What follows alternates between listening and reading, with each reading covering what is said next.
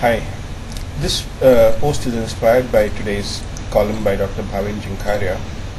He talked about the Indian Idol eliminations which he saw and where judges were pretty insulting in the elimination rounds. Of course, he felt that they should have been even more insulting because in today's tough world, there are winners and there are losers, and people need to be told that they don't belong or whatever is the message that they have to give. It's an interesting debate. Personally, I don't care so much about Indian Idol because I'm sure whatever is shown there is part of the doctoring for TRPs.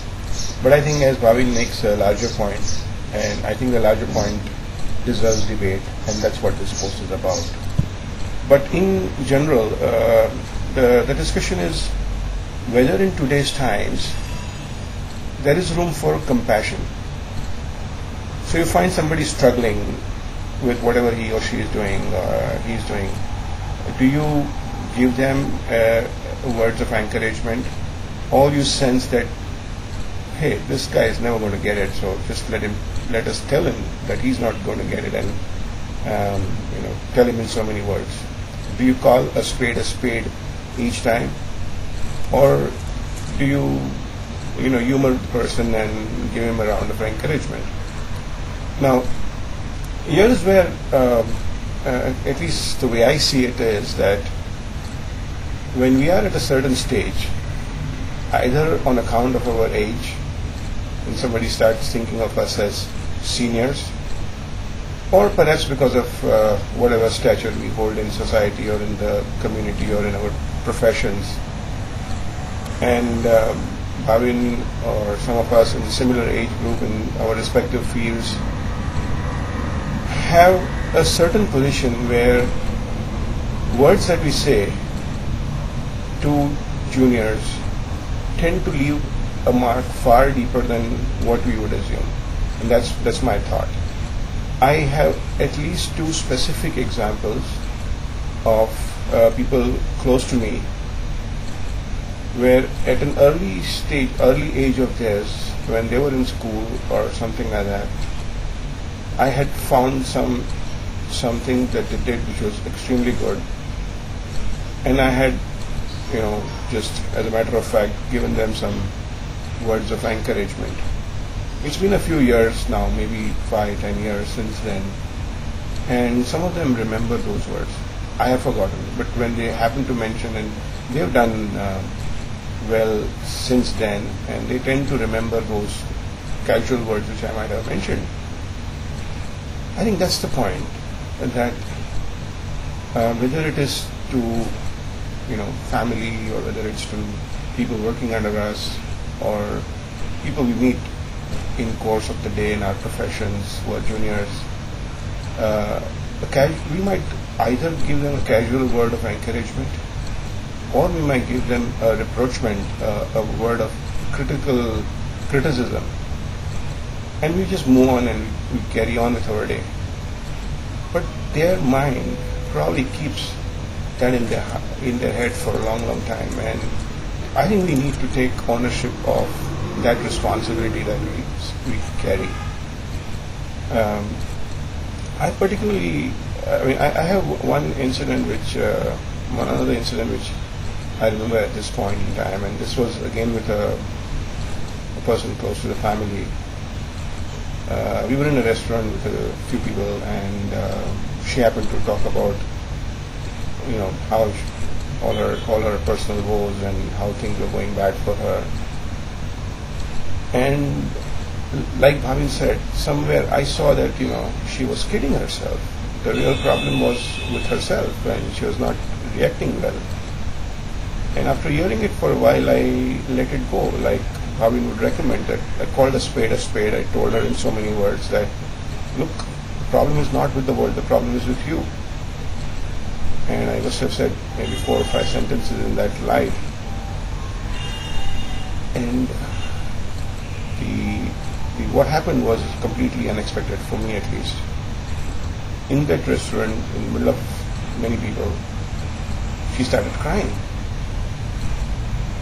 And I thought I was just making a simple point, and I thought that somebody needed to tell her that Don't go around trying to find fault in the world when there are things which I could see that she was just refusing to see reality, and she just let go there.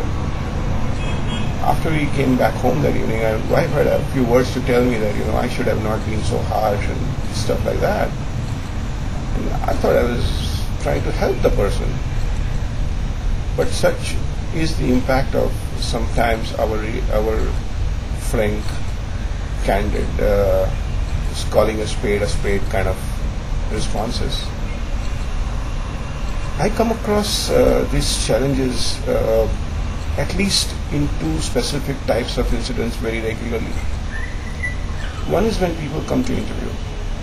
When in spite of some kind of a filtering mechanism which we would have in our pre-selection, and then the person makes it to the interview point,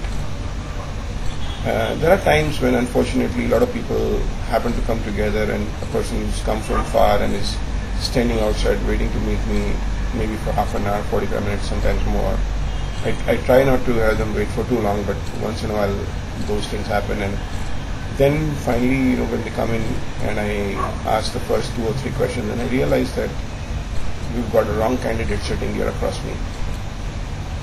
Now, he's been waiting for a long time, so I think of things from his point of view. Do I just brush him off and tell him that, boss, this is not working, just thanks for coming? Or humor him for 30 seconds and make him feel not so bad, and then say, okay, we'll let you know if things work out. So this is something which I encounter in at least my mind. There's always a debate or a concern for the other person that do I, after making him wait for so much time, do I brush him off in exactly 10 seconds or give him 30 seconds? So I many a times I end up giving the 30 seconds, and there are times when I'm really running short of time, and I feel a little guilty but get them out in 5-10 seconds. So this is something which I encounter all the time, whether I should be compassionate there or whether I should not. And the other scenario which the same thing happens is when budding entrepreneurs come and talk to me, and I have many who happen to come and bounce their ideas of me, or want to come and I sort of, they treat me like a mentor of sorts, and they want to keep reviewing their progress with me. And there are times, actually more often than not, when I find that they are seriously off track. This is never going to happen. Now, in such cases, there have been times when I have been candid and told them that, where is the revenue, for example, or where are you ever going to hit the numbers with this rate, or stuff like that. But again, I hesitate to be very candid in such cases because of a couple of reasons. One is that, well, much as I might think that I have the experience to see what he is not seeing, but finally it's his business, and maybe there is something which he is seeing which I don't see. That is one part. So maybe, should I be really very candid and let him, tell him and discourage him, or what? And the other is simply that, as a budding entrepreneur, maybe you need to get a little hurt, miss it, then realize, and then learn. And he shouldn't go off track because somebody else told him to, but because he learned himself. So I again tend to balance my responses to him or to such budding entrepreneurs or startups, and do not necessarily tell them that, boss, you're way off track, leave entrepreneurship, go and take a job or something like that. So yes, indeed, Bhavin's article today sparked a sense of thought process, and yes, these are kind of things which I also grapple every day, and so far I have managed to take kind of a middle path and balance compassion with candidness. Thanks.